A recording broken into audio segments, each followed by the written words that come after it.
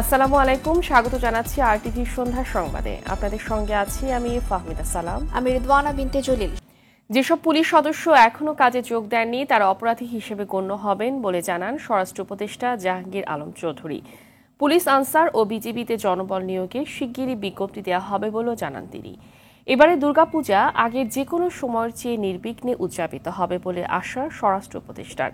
শ্রম উপদেষ্টা আসিফ মাহমুদ অভিযোগ করেন, গুজব ছড়িয়ে গার্মেন্টসে অস্থিরতা সৃষ্টি করা হচ্ছে, জড়িতদের চিহ্নিত করার কাজ চলছে।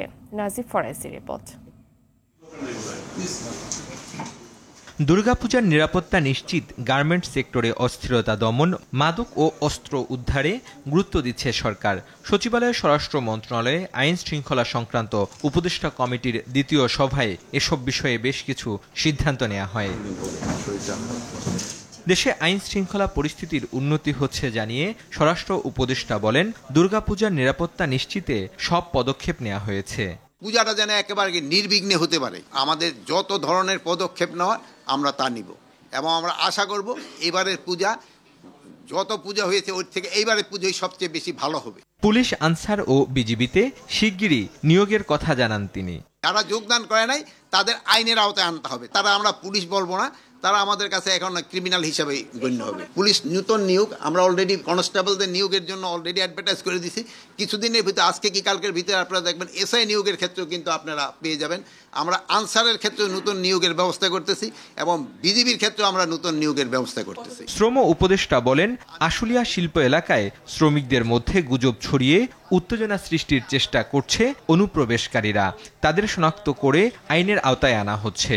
গুজব ছড়ানো হয়েছিল কারখানাগুলোতে যে আইন শৃঙ্খলা বাহিনী একজনকে রেপ করেছে এবং দুইজনকে খুন করে ডেড বডি ফেলে রেখেছে। সেই গুজবের ভিত্তিতে কারখানাগুলো থেকে শ্রমিকদেরকে নামিয়ে আনা হয়েছিল এবং নামিয়ে আনার পরেও সেখানে শ্রমিকরা আইন শৃঙ্খলা বাহিনীর গাড়ি ভাঙচুর সহ আইন শৃঙ্খলা বাহিনীর উপরে হামলা মতো ঘটনা ঘটেছিল। কিন্তু তখনও আইন শৃঙ্খলা বাহিনী যথেষ্ট ধৈর্যের পরিচয় দিয়েছে। কিন্তু শ্রমিকদের মধ্য থেকে কোনো একজন অনুপ্রবেশকারী বা এরকম কেউ গুলি ছুঁড়েছিল প্রথম, এবং সেখান থেকেই মূলত গোলাগুলির সূত্রপাত হয়। স্যালারি যদি না দেওয়া হয় আমরা মালিকদের বিরুদ্ধে ব্যবস্থা নিব। সোমবার আশুলিয়া এলাকায় একজনের মৃত্যুর ঘটনায় দুঃখ প্রকাশ করে ক্ষতিপূরণ দেওয়ার কথা জানান শ্রম উপদেষ্টা আসিফ মাহমুদ। নাজিব ফরাইজি, আরটিভি, ঢাকা। বিশ্ব সম্প্রদায় বাংলাদেশে এমন একটি রাষ্ট্র ব্যবস্থা দেখতে চায় যাতে স্বৈরাচার আর মাথা চাড়া দিয়ে না উঠতে পারে। জাতিসংঘের সাধারণ অধিবেশনে অন্তর্বর্তী সরকারের প্রধান উপদেষ্টা অধ্যাপক ডক্টর মোহাম্মদ ইউনূসের কাছে এমনটি আশা প্রকাশ করেছেন বিভিন্ন রাষ্ট্রপ্রধানেরা।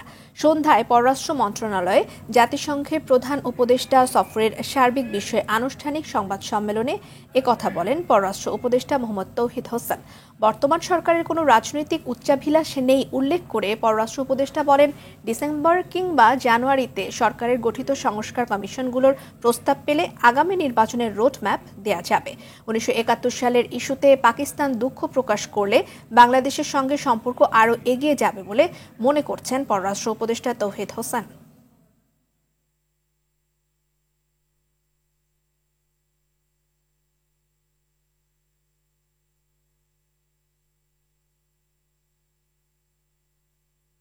সমাধান নিহিত সীমান্তের ওই পারে মানবাধিকার একটা অত্যন্ত গুরুত্বপূর্ণ অংশ, এবং সবাই অ্যাপ্রিসিয়েট করেছে যে আমরা যে ইনস্ট্যান্টলি যে একটা নিউট্রাল একটা অথরিটিকে যে মানবাধিকার সংক্রান্ত সব বিষয়াদি যে ঘটনাগুলো ঘটেছে তার সে ব্যাপারে এনকোয়ারি করার জন্য আমরা যে জাতিসংঘের একটা প্রতিনিধিত্বকে নিয়ে আসছি, এটাকে সবাই অ্যাপ্রিসিয়েট করেছে।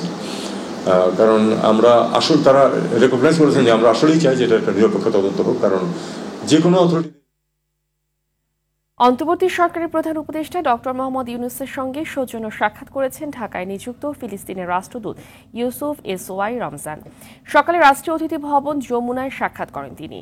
বৈঠকে পারস্পরিক স্বার্থ, ফিলিস্তিন রাষ্ট্রের প্রতি বৈশ্বিক সমর্থন, গাজায় গণহত্যা এবং মধ্যপ্রাচ্যের উত্তেজনা প্রসঙ্গে আলোচনা হয়।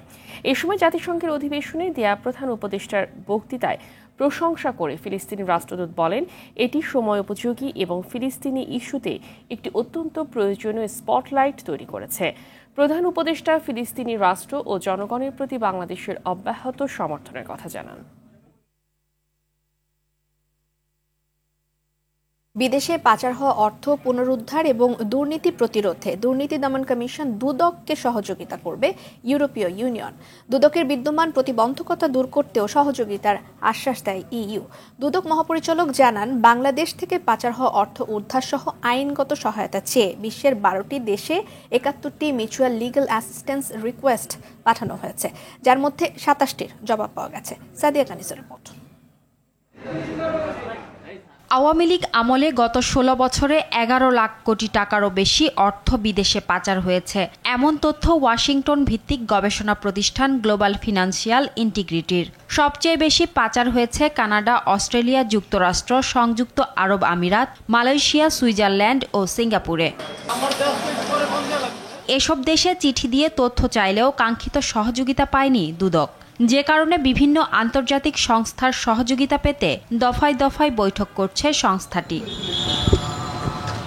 মঙ্গলবার দুদক কর্মকর্তাদের সঙ্গে বৈঠক করে ইউএর 4 সদস্যের প্রতিনিধি দল।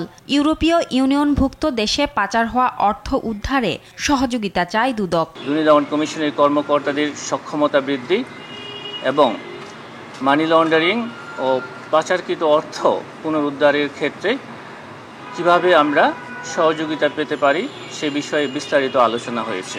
অর্থ পাচার, দুর্নীতি রোধ সহ আর্থিক খাতে সুশাসন প্রতিষ্ঠায় সহযোগিতার প্রতিশ্রুতি দেয় প্রতিনিধি দলটি। পাচারকৃত অর্থ পুনরুদ্ধারের ক্ষেত্রে আমাদেরকে সহযোগিতা করবেন মর্মে আশ্বস্ত করেছেন। দালিলিক প্রমাণাদির জন্য আমরা মিউচুয়াল লিগ্যাল অ্যাসিস্ট্যান্ট রিকোয়েস্ট পাঠিয়েছি এবং সেই মিউচুয়াল লিগ্যাল অ্যাসিস্ট্যান্ট রিকোয়েস্টেরগুলোর প্রেক্ষিতে আমাদের প্রত্যাশা অনুযায়ী আমরা এখনও সংশ্লিষ্ট দেশগুলো থেকে সদুত্তর পাইনি। অন্তর্বর্তী সরকার দায়িত্ব নেয়ার পর থেকে পাচার হওয়া অর্থ ফেরাতে জোরে সোরে তৎপরতা শুরু করেছে দুদক। পাচারের পুরোটা না হলেও বড় একটি অংশ পুনরুদ্ধার সম্ভব বলে মনে করে সংস্থাটি। Sadia Kaniz, RTV, Dhaka. Chittagong city corporation নির্বাচনের 3.5 বছর পর বিএনপি প্রার্থী ডাক্তার শাহাদাত হোসেনকে মেয়র ঘোষণা করেছেন আদালত। একই সঙ্গে আগামী 10 দিনের মধ্যে গেজেট প্রকাশ করতে নির্দেশ দেওয়া হয়েছে। এতে আইনের শাসন প্রতিষ্ঠিত হয়েছে বলে মনে করেন ভোটাররা। এর আগে ভোটে কারচুপির অভিযোগে ফল বাতিল চেয়ে নির্বাচনী ট্রাইব্যুনালে মামলাটি করা হয়। চট্টগ্রাম থেকে সাইফুল মাহমুদের তথ্য ছবিতে বিস্তারিত জানাচ্ছেন সাইয়েদ মাহমুদ। 3.5 বছরের উদ্বেগ উৎকণ্ঠা পেরিয়ে অবশেষে উচ্ছ্বাস, আনন্দ। চট্টগ্রাম সিটি কর্পোরেশন চসিকের নতুন মেয়র বিএনপি নেতা ডাক্তার শাহাদাত হোসেনকে বরণ করে নিতেই এত আয়োজন। সকালে চট্টগ্রামের যুগ্ম জেলা জজ ও নির্বাচনী ট্রাইব্যুনালের বিচারক খায়রুল আমিন যুগান্তকারী এই রায় দেন। বাদীর আইনজীবী আরশাদ হোসেন জানান, 2021 সালের চসিক নির্বাচনে কারচুপির প্রমাণ পেয়েছেন আদালত, যে কারণে নতুন মেয়র শাহাদাত। এই মামলায় তারা নোটিশ পাওয়ার পরও অ্যাটেন্ড করে নাই, তাই আদালত বাধ্য হয়ে একতরফাভাবে এই মামলাটার রায় ঘোষণা করেন। প্রতিদ্বন্দ্বী ডাক্তার শাহাদাত হোসেন সাহেবকে নির্বাচিত ঘোষণা করেন এবং ওনাকে নির্বাচিত ঘোষণা করার জন্য এই নির্বাচনী ট্রাইব্যুনালের আদেশ প্রাপ্তির 10 দিনের মধ্যে গেজেট প্রকাশ করার জন্য নির্বাচন কমিশনের সচিব 3 নম্বর বিভাগীকে নির্দেশ প্রদান করেন। ছাত্র জনতার অভ্যুত্থানের পর থেকেই চসিক কার্যালয়ে আর যাননি তৎকালীন সিটি মেয়র মোহাম্মদ রেজাউল করিম চৌধুরী। এরপর মেয়রকে অপসারণ করে 19 আগস্ট চট্টগ্রাম বিভাগীয় কমিশনার মোহাম্মদ তোফাইল ইসলামকে প্রশাসক নিয়োগ দেয় সরকার। আর আজ এলো নতুন নির্দেশনা। বিপুল ভোটে শাহাদাত ভাই মেয়র হয়েছিল, যা ফ্যাসিস্ট সরকার শাহাদাত ভাইকে হতে দেয় নাই। চট্টগ্রামের জনতার গণরায়কে তিনি ন্যায় বিচার হিসেবে প্রতিষ্ঠিত করেছেন। জনগণ দল, মত, ধর্ম, বর্ণ নির্বিশেষে সবাই শুকরিয়া আদায় করেছে। নতুন মেয়র ডাক্তার শাহাদাত জানান, এ রায়ে দেশে আইনের শাসন প্রতিষ্ঠিত হয়েছে, তবে গণতন্ত্র প্রতিষ্ঠায় নির্বাচনের বিকল্প নেই। 18 বছর পর বিচার বিভাগ স্বাধীন হয়েছে, আমরা এখনো কমপ্লিটলি আমাদের গণতান্ত্রিক অধিকার পাইনি। যেদিন এই অন্তর্বর্তীকালীন সরকার গণতান্ত্রিক একটি নির্বাচনের মাধ্যমে তারা একটি বৈধ সরকার প্রতিষ্ঠা করতে পারবে, সেই দিনও প্রকৃত গণতান্ত্রিক অধিকার মানুষ ফিরে পাবে। 2021 সালের 27 জানুয়ারি চসিক নির্বাচনের দিন হামলা, গোলাগুলি, প্রাণহানি ও ক্ষমতাসীনদের শক্তি প্রদর্শনের অভিযোগ ওঠে। এমন বাস্তবতায় 24 ফেব্রুয়ারি আওয়ামী লীগের মেয়র প্রার্থী এম রেজাউল করিম সহ 9 জনকে বিবাদী করে নির্বাচনী ট্রাইব্যুনালে মামলা করেন বিএনপির প্রার্থী শাহাদাত। মামলায় বলা হয়, নির্বাচনের নামে শুধু আনুষ্ঠানিকতাই হয়েছে। সাইয়েদ মাহমুদ, RTV। এদিকে সারা দেশে ইউনিয়ন পরিষদ চেয়ারম্যানদের অপসারণ করতে অন্তর্বর্তী সরকারের প্রতি আহ্বান জানিয়েছে বিএনপি। দুপুরে দলের কেন্দ্রীয় কার্যালয়ের সামনে আমার বিএনপি পরিবারের পক্ষ থেকে উপহার সামগ্রী বিতরণ অনুষ্ঠানে এমন দাবি জানান দলটির সিনিয়র যুগ্ম মহাসচিব রুহুল কবির রিজভী। ইউপি চেয়ারম্যানদের টিকিয়ে রেখে শেখ হাসিনার দোসরদের প্রশ্রয় দেওয়া হচ্ছে বলেও অভিযোগ করেছেন তিনি।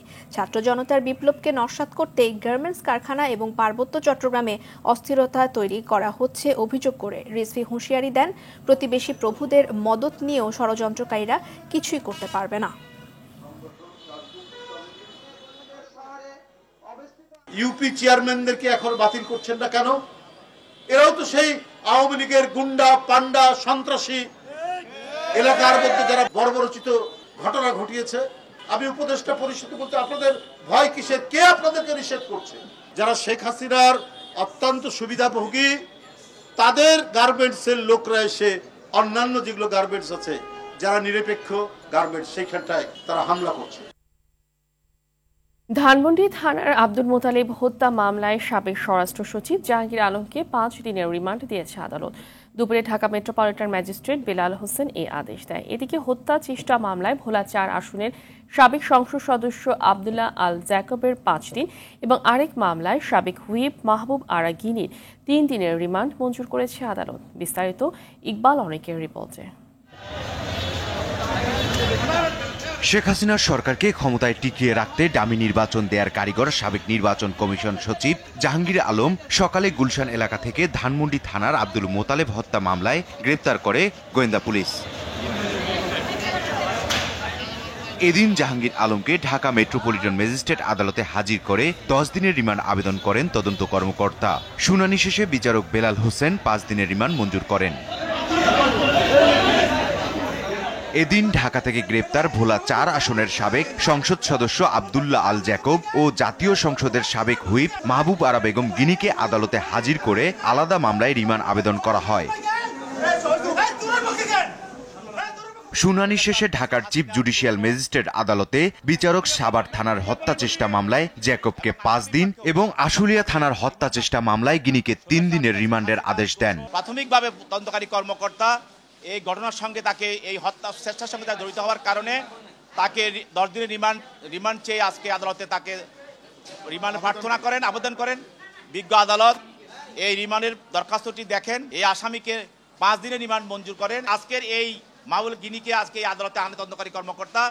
এই মামলা ছিল আশুলিয়া। এই মামলার যিনি বাদী তিনি বদিল আলম শিমু, তার পায়ে গুলিবিদ্ধ হয় এবং তিনি মামলাটা করেন। তার জড়িত থাকার বিষয়টি নিশ্চিত হওয়ার কারণে তার বিরুদ্ধে 10 দিনের রিমান্ড প্রার্থনা করেন। বিজ্ঞ আদালত উভয়পক্ষের শুনানি অন্তে তার বিরুদ্ধে 3 দিনের রিমান্ড মঞ্জুর করেন। ক্রিমিনাল মামলা যদি হয় কারো বিরুদ্ধে, তাহলে তার নলেজ এবং তার পজিশন এবং তার ডেট অফ অকারেন্সে তাকে ওখানে উপস্থিত থাকতে হবে।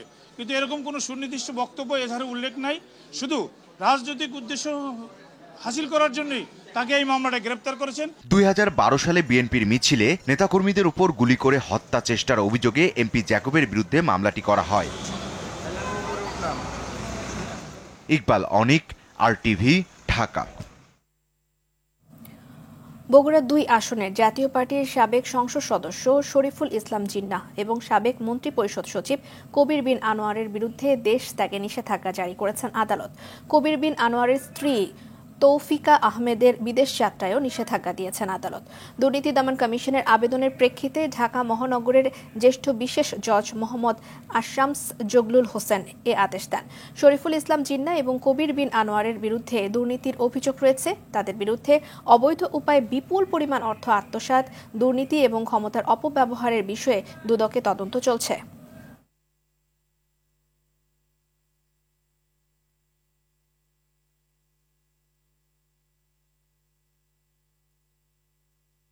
সরকারি ঘোষণা অনুযায়ী আজ থেকে সব সুপার শপে বন্ধ রয়েছে পলিথিন ব্যাগ ব্যবহার। সন্ধ্যায় রাজধানীর কয়েকটি সুপার শপ ঘুরে পলিথিনের বিকল্প ব্যবস্থা পরিদর্শন করে পরিবেশ, বন ও জলবায়ু পরিবর্তন উপদেষ্টা রিজওয়ানা হাসান। বলেন, প্রাথমিকভাবে সুপার শপগুলোতে অভিযান হলেও ক্রমান্বয়ে তা দেশের সব জায়গায় অভিযান চালানো হবে। আগামী নভেম্বর থেকে পলিথিন উৎপাদনকারী প্রতিষ্ঠানগুলোতেও অভিযান হবে বলে জানান উপদেষ্টা।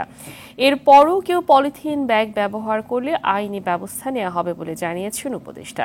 2002 সালে পলিথিন নিষিদ্ধ করা হলেও এতদিন তা বাস্তবায়ন না হওয়ায় এমন পদক্ষেপ নিয়েছে অন্তর্বর্তী সরকার।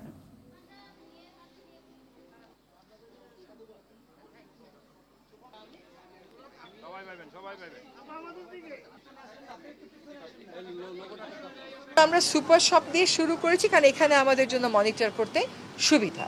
তারপরে আমরা যাচ্ছি কাঁচা বাজারে, আর 1 নভেম্বর থেকে দেশব্যাপী পলিথিন শপিং ব্যাগ উৎপাদনের বিরুদ্ধে আমাদের অভিযান চলবে। সেই অভিযান যে শুরু হলো 1 নভেম্বর থেকে, যতক্ষণ পর্যন্ত পলিথিন শপিং ব্যাগের উৎপাদন বন্ধ না হয় পুরোপুরি, এই অভিযান চলবে। দর্শক, সুপার শপ পলিথিন ব্যাগ ব্যবহার নিষিদ্ধের বিষয়ে জানাতে মগবাজার থেকে সরাসরি যোগ দিচ্ছেন সহকর্মী অরণ্য গফুর। অরণ্য, পলিথিন ব্যাগ তো নিষিদ্ধের ঘোষণা এসেছে, তো এটি বন্ধ হয়েছে কিনা সুপার শপগুলোতে, সেই সাথে অন্য কোনো বিকল্প কি ব্যবহার করা হচ্ছে, বা যারা ক্রেতা আছেন বা বিক্রেতা যারা আছেন তারা এই বিষয়টি কেমনভাবে মূল্যায়ন করছেন? রেদওয়ানা, পলিথিন আসলে এমন একটি উপাদান যে উপাদানটা মাটির সঙ্গে মিশে যায় না এবং পানিতে ধুয়েও যায় না আসলে, এবং এটি মাটিকে দূষিত করে, পানিকে দূষিত করে, পরিবেশকে দূষিত করে।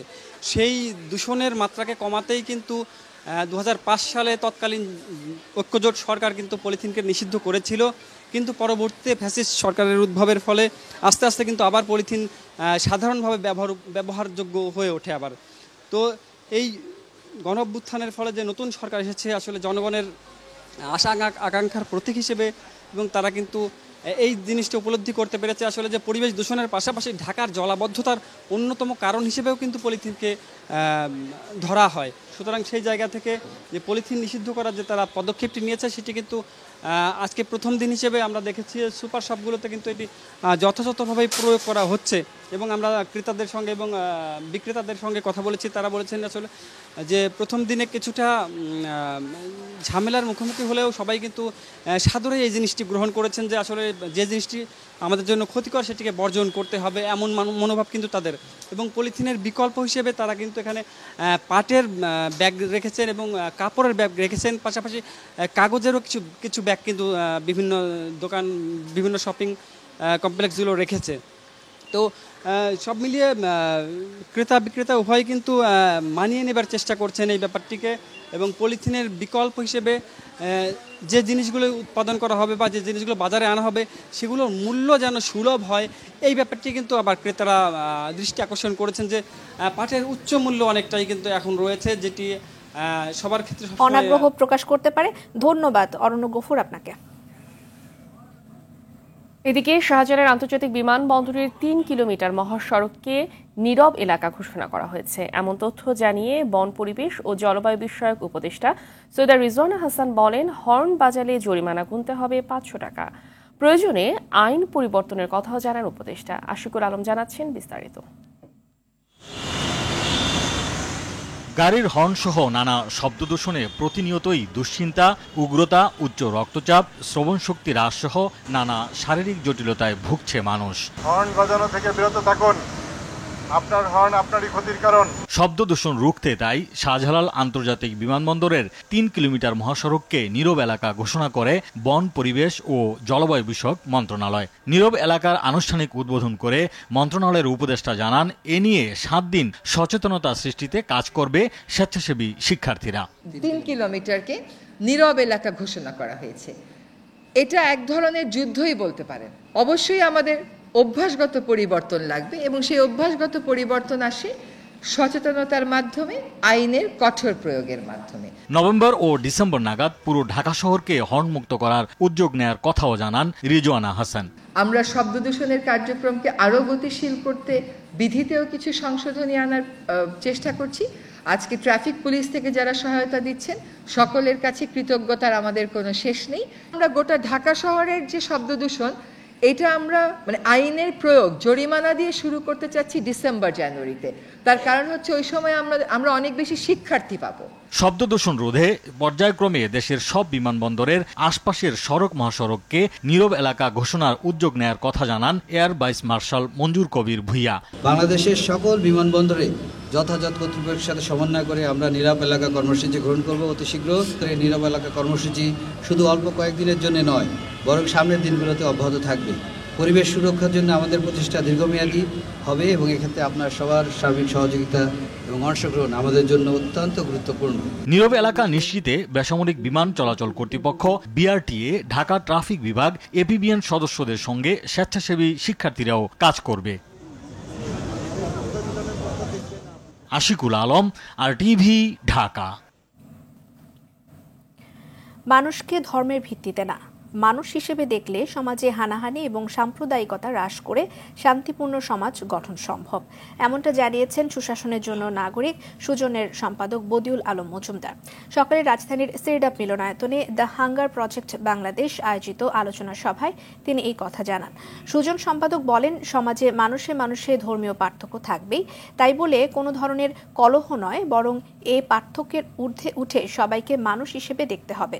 সবাইকে গুজব সম্পর্কে সচেতন থাকারও আহ্বান জানান তিনি।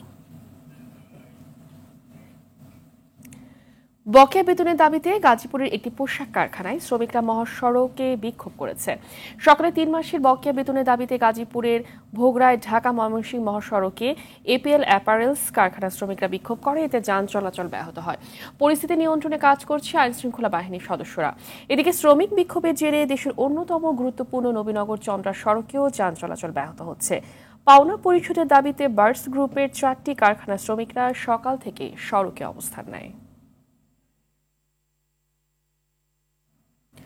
ক্রমেই নিয়ন্ত্রণহীন হয়ে উঠছে ডেঙ্গু। রাজধানীর প্রতিটি হাসপাতালে বাড়ছে রোগীর চাপ, সেই সাথে বাড়ছে মৃত্যুর মিছিল। চিকিৎসকরা বলছেন, একমাত্র সচেতনতায় নিয়ন্ত্রণে আসবে এই রোগ, সেই সাথে মশা নিধনে সমন্বিতভাবে উদ্যোগ গ্রহণ করা না হলে এর ভয়াবহতা কমানো সম্ভব নয়।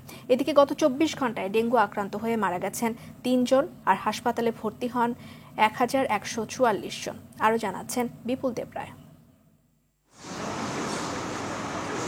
বাড়ছে ডেঙ্গু রোগী, বড় হচ্ছে মৃত্যুর মিছিল। গেল মাসেই মারা গেল 80 জন রোগী। রাজধানীর হাসপাতালগুলোতে বেড়েছে রোগীর চাপ। মহাখালী ডিএনসিসি বিশেষায়িত হাসপাতালের ওয়ার্ড হতে শুরু করে আইসিইউতে রোগীর সংখ্যাও বাড়ছে। এর আগে একবার করছিলাম, নেগেটিভ আসছিল, এরপর অবস্থা পুরো যখন খারাপের দিকে পরে আবার করেছি, আবার পজিটিভ আসার মতোই সরাসরি ভর্তি নিয়ে নিয়েছি। আওয়ামী লীগ সরকার পতনের পর মশা নিধনে সরকারের কোনো উদ্যোগ না থাকায় ডেঙ্গুর প্রকোপ বৃদ্ধি পাচ্ছে বলে অভিযোগ করেন রোগীরা। আগে যেভাবে মশার ওষুধ দিতেন, মশার ওষুধ দিত, পাশাপাশি ড্রেনেও আলাদা একটা স্প্রে দিত, সেটা এখন আমাদের চোখে পড়ে না। আমাদের এলাকার খুব বাজে অবস্থা, প্রচুর পরিমাণ মশা দিয়ে। তবে চিকিৎসকরা বলছেন, সচেতনতার কোনো বিকল্প নেই। দ্বিতীয়বার আক্রান্ত হওয়া রোগীদের জটিলতা সবচেয়ে বেশি হয়। যার আগে ডেঙ্গু হয়েছে তার কিন্তু পরবর্তীতে যদি ডেঙ্গু হয়ে থাকে তাহলে তার ঝুঁকিটা সবসময় বেশি। তো এই ব্যাপারে সবাইকে যদি সচেতন থাকে সবাই, তাহলে এটা কিন্তু সহজেই মোকাবেলা করা সম্ভব। ডেঙ্গুর প্রকোপ একেবারে নির্মূল করা সম্ভব না জানিয়ে তিনি আরো বলেন, সমন্বিত উদ্যোগে এই রোগের প্রতিরোধ গড়ে তুলতে হবে। বিপুল দেবরাই, RTV, ঢাকা। উজানের ঢলে সিরাজগঞ্জে বাড়ছে যমুনা নদীর পানি। গত 24 ঘন্টায় এই নদীর পানি 23 সেন্টিমিটার বেড়েছে। শহররক্ষা বাঁধ পয়েন্টে নদীর পানি বইছে বিপদসীমার নিচ দিয়ে। এদিকে যমুনার পানি বৃদ্ধির হার কমেছে বলে জানায় স্থানীয় পানি উন্নয়ন বোর্ড। পানিতে তলিয়ে গেছে নিম্নাঞ্চলের সবজি ক্ষেত। কুড়িগ্রামের নদ নদীর পানি কমে বন্যা পরিস্থিতির উন্নতি হয়েছে। তিস্তা নদীর পানি ভরে কাউনিয়া পয়েন্টে বিপদসীমা 33 সেন্টিমিটার নিচ দিয়ে প্রবাহিত হয়। এছাড়া কমেছে দুধকুমার ও ধরলার পানি। নিম্নাঞ্চলে ফসলের ক্ষেত পানিতে তলিয়ে যাওয়ায় ক্ষতির আশঙ্কা করছেন কৃষকরা।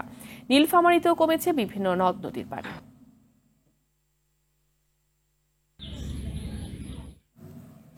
সুনামগঞ্জের ধর্মপাশা উপজেলায় আশ্রয়ণ প্রকল্পের একটি ঘরে আগুনে পুড়ে 4 শিশুসহ একই পরিবারের 6 জনের মৃত্যু হয়েছে। সোমবার রাতে উপজেলার জয়শ্রী ইউনিয়নের আদর্শ গ্রাম শিমের খাল আশ্রয়ণ প্রকল্পে এই ঘটনা ঘটে। নিহতরা হলেন এমারুল মিয়া, তার স্ত্রী পলি আক্তার, তাদের সন্তান পলাশ, ফরহাদ, ফাতেমা এবং ওমর ফারুক।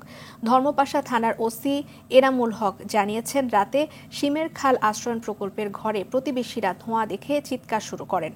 ঘরের ভেতর ইমারুল মিয়া এবং তার পরিবার ঘুমন্ত অবস্থায় ছিলেন। এ সময় স্থানীয়দের সহায়তায় আগুন নেভানো হয়। পরে ঘরের ভেতর থেকে 6 জনের মরদেহ উদ্ধার করে পুলিশ।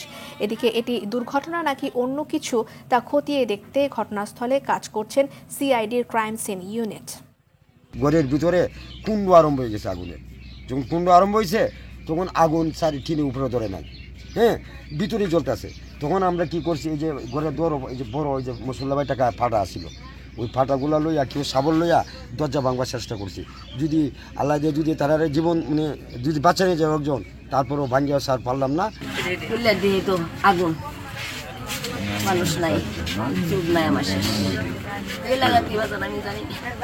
আমি যদি জানতাম তো প্রকাশ করতাম মানুষের কাছে, তো মানুষের জানলো এই ঘটনা করে না। শুধু বাচ্চা তো রাত্রে বাইরে ডাক মনে আমরা উঠতে সবাই ডাকছি নিবার গেলে রাও শব্দ কোন স্থায়ী গেছে। বাংলাদেশ বিমান বাহিনীর সাইবার নিরাপত্তা সচেতনতা মার্চ 2024 এর উদ্বোধন হয়েছে। সকালে ঢাকা সেনানিবাসে সদর দপ্তর মিলনায়তনে প্রধান অতিথি হিসেবে এর উদ্বোধন করেন বিমান বাহিনী প্রধান air chief marshal Hasan Mahmud খান।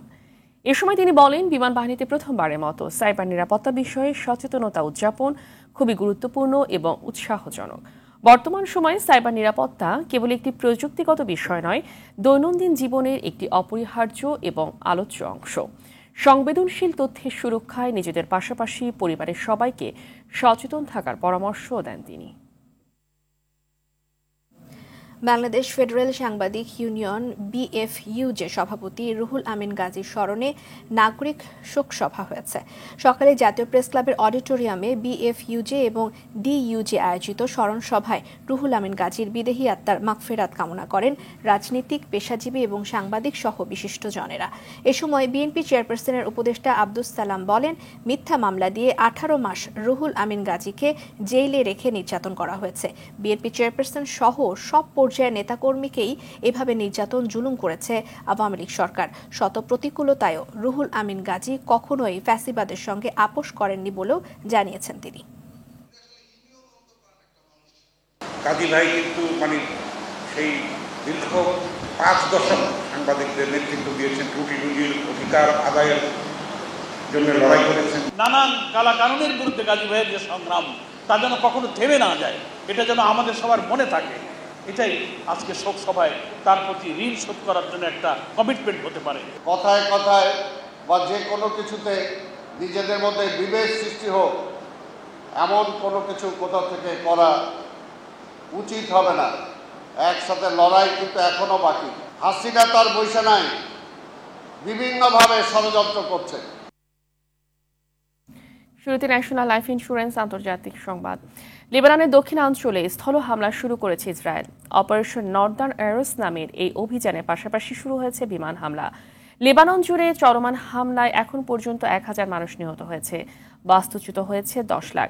তবে ইসরায়েলের হামলা মোকাবেলায় প্রস্তুত দেশটির সশস্ত্র গোষ্ঠী হিজবুল্লাহ। ইসরায়েলের স্থল অভিযানে সমর্থন জানিয়েছে যুক্তরাষ্ট্র। এদিকে ইসরায়েলকে ছাড় না দেওয়ার ঘোষণা দিয়েছে ইরান। সামদানি প্রত্যয় রিপোর্টে বিস্তারিত। গেল 2 সপ্তাহ ধরে লেবাননে হিজবুল্লাহ ও ইসরায়েলি সামরিক বাহিনীর সংঘাত চলছে। বৈরুতে একের পর এক বিমান হামলার পর এবার পূর্ণদমে স্থল অভিযান শুরু করেছে ইসরায়েল। সোমবার রাত থেকে দেশটির দক্ষিণ সীমান্তে শুরু হয় অভিযান। হামলায় কমপক্ষে 95 জন নিহত হয়েছে। বোমাবর্ষণ চলছে সিরিয়া ও ইয়েমেনেও। পাশাপাশি গাজায় তৈরি হয়েছে বিভীষিকাময় পরিস্থিতি। ক্রমেই জটিল হচ্ছে মধ্যপ্রাচ্যের যুদ্ধ পরিস্থিতি। তবে লেবাননের সশস্ত্র গোষ্ঠী হিজবুল্লাহ দাবি করেছে, তাদের শক্ত প্রতিরোধে ইসরায়েলি সেনারা এখনও দেশটির সীমান্ত রেখা পার করতে পারেনি। গোষ্ঠীটির উপপ্রধান নাইম কাশেম বলেন, ইসরায়েলি হামলা রুখে দিতে তাদের যোদ্ধারা প্রস্তুত আছে। এদিকে ইসরায়েলের অভিযানকে সমর্থন জানিয়েছে যুক্তরাষ্ট্র। মঙ্গলবার মার্কিন প্রতিরক্ষামন্ত্রী লয়েড অস্টিন ইসরায়েলের প্রতিরক্ষামন্ত্রী ইয়োভ গ্যালন্টের সঙ্গে ফোনালাপে এ সমর্থন জানান। লয়েড হুঁশিয়ারি দিয়ে বলেন, ইসরায়েলে ইরান হামলা চালালে গুরুতর পরিণতি ভোগ করতে হবে। তবে ইসরায়েলকে বিনা জবাবে ছাড় দেয়া হবে না বলে জানিয়েছে তেহরান। ইরানের পররাষ্ট্র মুখপাত্র নাসের কায়ানি হুঁশিয়ারি দিয়ে বলেন, ইসরায়েলকে তার বহুবিধ অপরাধের জন্য শাস্তি দেয়া হবে। সামদানি প্রত্যয়, RTV। আমিরাতের মাটিতে আগামী 3 অক্টোবর স্কটল্যান্ডের বিপক্ষে ম্যাচ দিয়ে নারী টি-20 বিশ্বকাপ মিশন শুরু করবে স্বাগতিক বাংলাদেশ।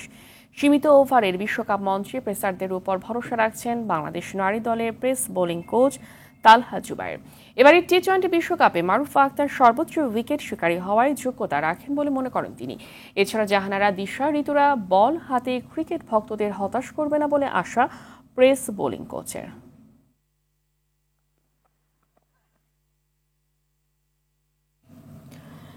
শোক সংবাদ। বেসরকারি টেলিভিশন চ্যানেল এনটিভির বার্তা সম্পাদক সীমান্ত খোকনের মরদেহ উদ্ধার করা হয়েছে। মঙ্গলবার দুপুর 1:30টার দিকে রাজধানী চামেলিবাগের বাসায় তাকে মৃত অবস্থায় পাওয়া যায়। সীমান্ত খোকনের সহকর্মীরা জানিয়েছেন, কয়েকদিন ধরে নিজের রুম থেকে খুব একটা বের হতেন না তিনি। এদিন দুপুর থেকে দরজা বন্ধ ছিল, চাবি দিয়ে দরজা খুলে মৃত অবস্থায় পাওয়া যায় তাকে। সীমান্ত খোকন জাতীয় প্রেস ক্লাব ব্যবস্থাপনা কমিটির সদস্য ছিলেন। এছাড়াও তিনি কিশোরগঞ্জ সাংবাদিক ফোরাম ঢাকার সাবেক সাধারণ সম্পাদকেরও দায়িত্ব পালন করেছেন। সীমান্ত খোকনের গ্রামের বাড়ি কিশোরগঞ্জের তারাইল উপজেলার দামিহা ইউনিয়নে।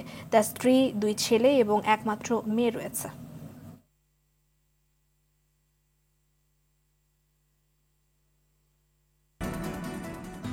সন্ধ্যার সংবাদ এই পর্যন্তই। সর্বশেষ সংবাদ জানতে যে কোনো মোবাইল ফোন থেকে 2414 নম্বরে ডায়াল করুন। রাতের সংবাদ 11:15টায় দেখার আমন্ত্রণ রইল। ধন্যবাদ সবাইকে। ধন্যবাদ।